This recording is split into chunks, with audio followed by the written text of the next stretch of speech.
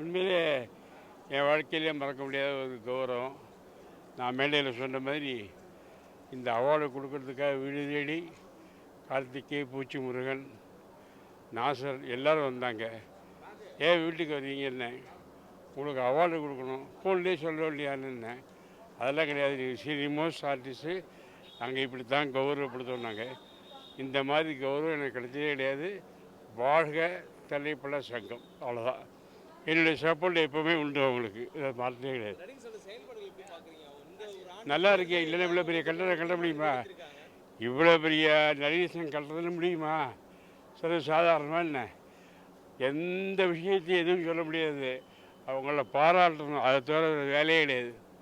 அடுத்த எலெக்ஷன் வந்து அவங்களுக்கு தான் என் ஓட்டு, சத்தியமாக சொல்கிறேன். வேறு யாருக்கு போட முடியும்? அவங்க தான். ஏன்னா பெரிய மண்டபம், டான்ஸ் ஹால், தியேட்டர், வந்தால் தங்கிறதுக்கு இடம் எல்லாம் பண்ணி கொடுத்துருக்காங்க. 1,700 ஸ்கொயர் ஃபீட்டு, நினைச்சு கூட பார்க்க முடியாது.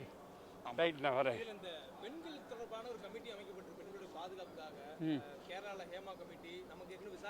எல்லாம் பெண்கள் அவங்கள தான் பாதுகாத்து, நம்ம பண்ண முடியாது. செருப்பால் நிற்க போயிடுவா எல்லோரும். நாங்கள் போய் பாதுகாக்க முடியுமா? அவங்க தான் பாதுகாத்துக்கணும். வந்தால் என்னடா படம் அப்படின்னா போயிட்டு போகிறான், என்ன பண்ண போகிறாங்க? யாரையும் பெண்கள் ஒன்றும் பண்ண முடியாது, அவங்க கையில் இருக்கு எல்லாம்.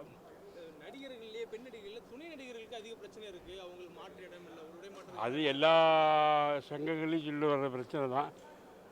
துணை நடிகர்களுக்கு செய்கிறாங்க, என்ன செஞ்சுட்டு இருக்காங்க, செய்யணுங்கிறாங்க, செய்வாங்க, அவ்வளோதான். நம்ம எல்லோரும் மெம்பர்ஷிப் ஆகணும், பணத்தை கொடுக்கணும், கொடுத்தா தான் அவங்க கொடுப்பாங்க. போவோம், நிறைய இருக்குது. பரவாயில்ல, எல்லாருக்கும் நல்ல காலம் வரும், கவலைப்படாதீங்க.